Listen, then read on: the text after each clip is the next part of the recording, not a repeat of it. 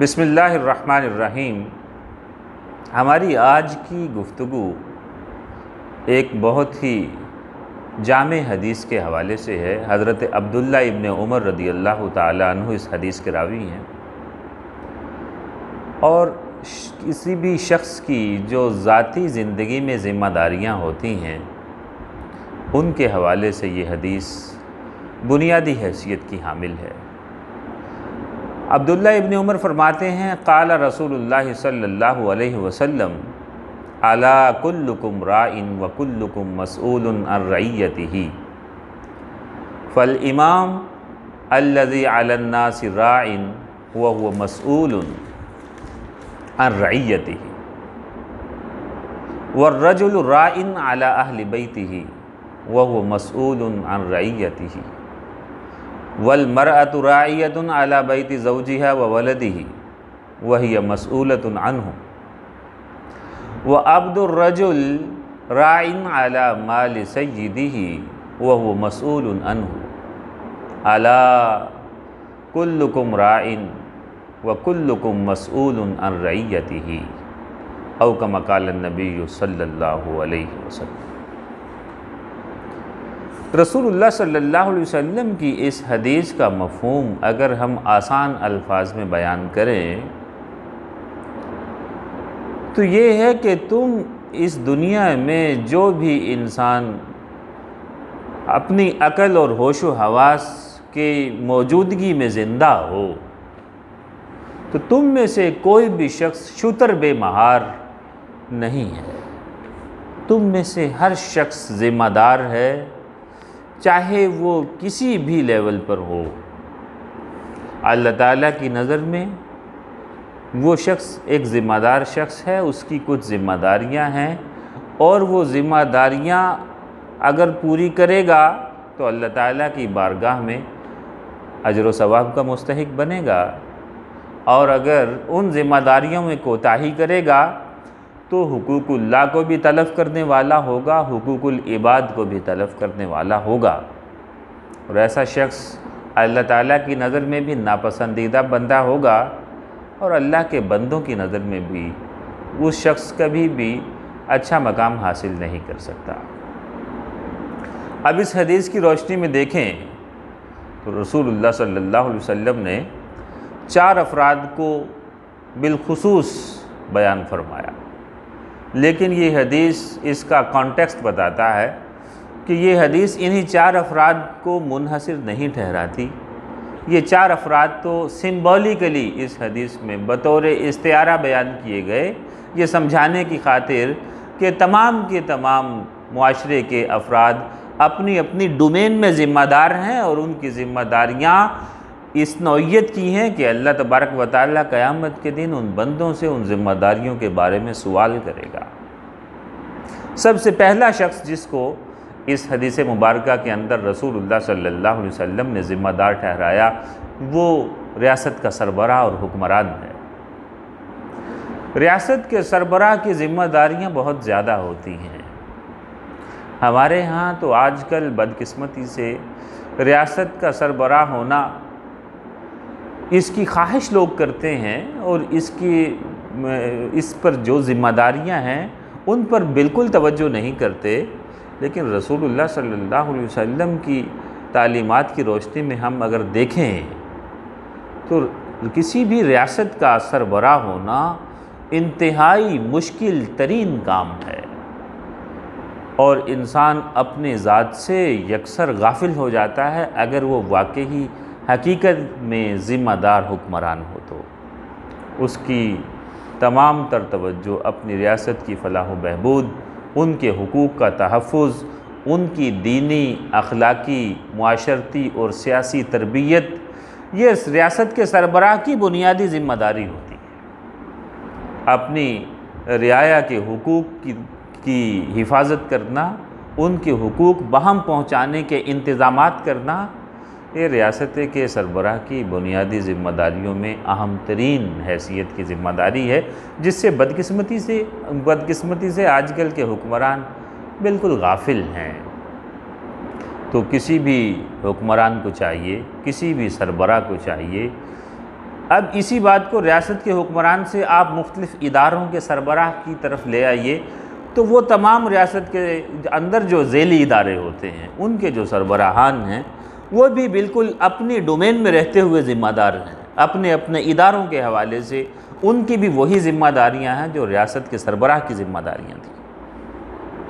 کہ اپنے ماتحت لوگوں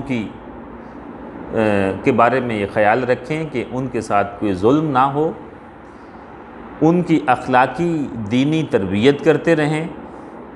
ان کی تربیت کا اہتمام بھی کریں، نہ صرف اپنے کردار کے ذریعے، اپنی گفتار کے ذریعے، بلکہ اپنے حسن انتظام کے ذریعے ان کی فلاح و بہبود کے لیے کوشاں رہیں۔ اور دوسری چیز، رسول اللہ صلی اللہ علیہ وسلم نے دوسرا بندہ جس کو ذمہ دار ٹھہرایا اس حدیث میں، وہ خاندان کا سربراہ ہے۔ خاندان کا سربراہ عمومی طور پر والد ہوتا ہے، تو گھر کے سربراہ کی یہ ذمہ داری ہے کہ اپنے جو زیر کفالت لوگ ہیں، اپنے خاندان کے افراد ہیں، ان کے حوالے سے اپنی ذمہ داریوں سے غافل نہ ہو، ان کی دیکھ بھال کرتا رہے، انہیں اچھائی کی تعلیم دیتا رہے، انہیں بری باتوں سے روکتا رہے، ان کی حفاظت کرے، ان کی دلجوئی کا جائز حدود میں رہتے ہوئے اہتمام کرے، اور ان کے حقوق کی ادائیگی میں کوشاں رہے۔ اور حقوق میں بنیادی حقوق، سب سے پہلا حقوق جس کو ہم کہہ سکتے ہیں وہ اچھائی اور برائی کی تعلیم دینا، اچھائی کے قریب کرنے کی کوشش کرنا، اچھائی سکھانا، اور بری باتوں سے ان کو بچانا، برائیوں سے دور کرنا، اور برائی کا ادراک ان کے دل میں ڈال دینا جس سے وہ برائی کو برائی سمجھ کر اس سے بچنے کے لیے کوشش کرتے رہیں۔ یہ چیز سربراہ خاندان، سربراہ مملکت اور سربراہان ادارہ کی بنیادی ذمہ داری کے اندر آتی ہے کہ اپنے ماتحت افراد کی تعلیم و تربیت کا مناسب اہتمام کریں۔ تیسرے نمبر پر رسول اللہ صلی اللہ علیہ وسلم نے جس شخص کو ذمہ دار قرار دیا وہ عورت ہے۔ رسول اللہ صلی اللہ علیہ وسلم نے فرمایا کہ عورت اپنے گھر کی ایک طرح سے شوہر کی غیر موجودگی میں سربراہ ہوتی ہے، تو اپنے شوہر کے گھر کی، اس کے بچوں کی، اس کی عفت و عصمت کی، اس کی ناموس کی حفاظت کرنا یہ عورت کی ذمہ داریوں میں سے ہے۔ قرآن کریم کے اندر نیک عورتوں کی صفات بیان کرتے ہوئے اللہ تعالیٰ نے ارشاد فرمایا فَالصَّالِحَاتُ قَانِتَاتٌ حَافِظَاتٌ لِلْغَیْبِ، جو اچھی عورتیں ہیں، نیک عورتیں ہیں، ان کی یہ ذمہ داری ہے کہ وہ اپنے شوہروں کی جائز باتوں میں فرما بردار ہوتی ہیں، ان کی غیر موجودگی میں حفاظت کرنے والیاں ہوتی ہیں، اپنی ذات کی حفاظت کرتی ہیں بد کرداری سے، شوہر کا مال جو ان کے پاس بطور امانت ہوتا ہے اس کی محافظ ہوتی ہیں کہ اس کو فضول خرچیوں میں نہ ضائع کریں، اور شوہر کے بچوں کی محافظ ہوتی ہیں کہ بچوں کی اچھی تربیت کریں، ان کی بچوں کی جسمانی اور روحانی ضرورتوں کا خیال رکھیں، ان کے غذا کا اور ان کی دیکھ بھال مناسب جو ہوتی ہے، پرورش کے جتنے بھی تقاضے ہوتے ہیں ان میں اپنی بہترین کوشش صرف کریں۔ تو یہ کسی بھی عورت کی ذمہ داری ہے۔ اور چوتھے نمبر پر رسول اللہ صلی اللہ علیہ وسلم نے جس شخص کو اس حدیث مبارکہ میں ایک ذمہ دار شخص قرار دیا وہ ملازم ہے۔ حدیث کے الفاظ ہیں وَعَبْدُ الرَّجُلِ، کسی بھی شخص کا غلام۔ غلام کا تو تصور آج کے معاشرے میں ختم ہو چکا ہے، غلام کی جگہ ملازمین نے لے لی ہے۔ تو افراد کے جو ملازمین ہوتے ہیں، اداروں کے ملازمین کی بھی یہی صورت ہونی چاہیے اس حدیث کی روشنی میں۔ جو بھی ملازم پیشہ افراد ہیں، چاہے وہ کسی فرد کے ملازم ہیں، چاہے ریاست کے ملازم ہیں، یا چاہے ادارے کے ملازم ہیں، تو ملازمین کے ہاتھ میں عمومی طور پر جو مالکین ہوتے ہیں ان کے اموال کی ذمہ داری ہوتی ہے۔ تو ملازمین بھی ذمہ دار ہیں کہ اپنے جو بھی ان کا سربراہ ہے وہ ریاست ہے یا جس نے ان کو ملازم ہائر کیا ہے، چاہے وہ کوئی ادارہ ہے یا کوئی شخص ہے، اس کے مال کی حفاظت بالکل ویسے ہی کرے جیسے کہ اپنے مال کی حفاظت کرتا ہے۔ اگر وہ ایسا نہیں کرتا اور اس کی کوتاہی کی وجہ سے مال میں کچھ نقصان ہوتا ہے، کچھ چیزیں ضائع ہو جاتی ہیں،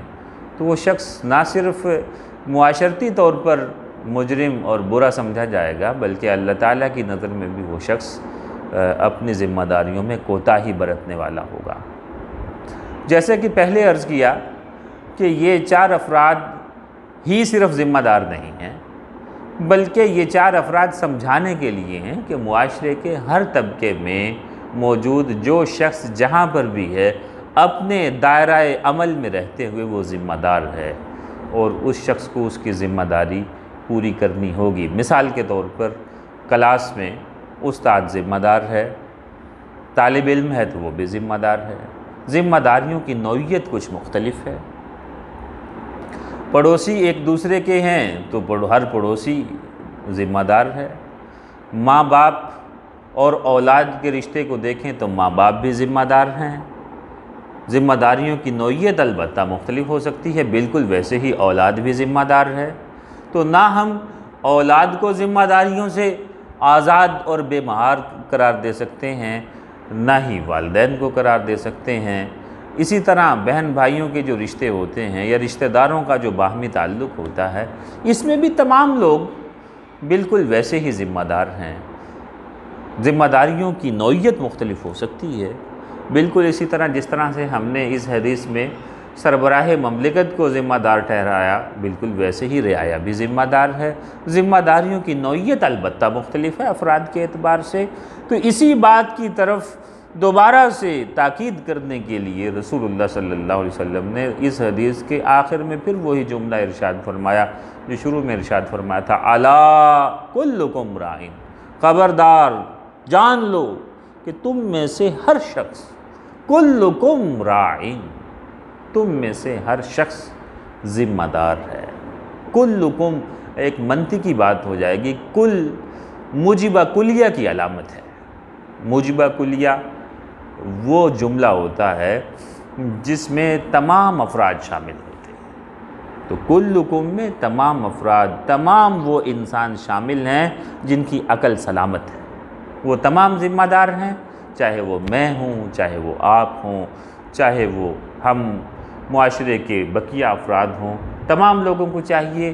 کہ پوری یکسوئی کے ساتھ، تندہی کے ساتھ اور دیانتداری کے ساتھ اپنی ذمہ داریوں کو پورا کریں، کیونکہ ان ذمہ داریوں کے بارے میں اللہ تعالیٰ کی بارگاہ میں سوال ہوگا، جیسا کہ رسول اللہ نے فرمایا، الا کلکم راعٍ وکلکم مسئول عن رعیتہ، جان لو کہ تم میں سے ہر شخص ذمہ دار ہے اور تم میں سے ہر شخص سے اس کی ذمہ داریوں کے بارے میں پوچھا جائے گا۔ اللہ تعالیٰ سے دعا ہے کہ ہمیں اپنی ذمہ داریوں کے ساتھ نیک نیتی اور دیانتداری کے ساتھ عہدہ برا ہونے کی توفیق نصیب فرمائے۔ آمین۔ وآخر دعوانا ان الحمد للہ رب العالمین۔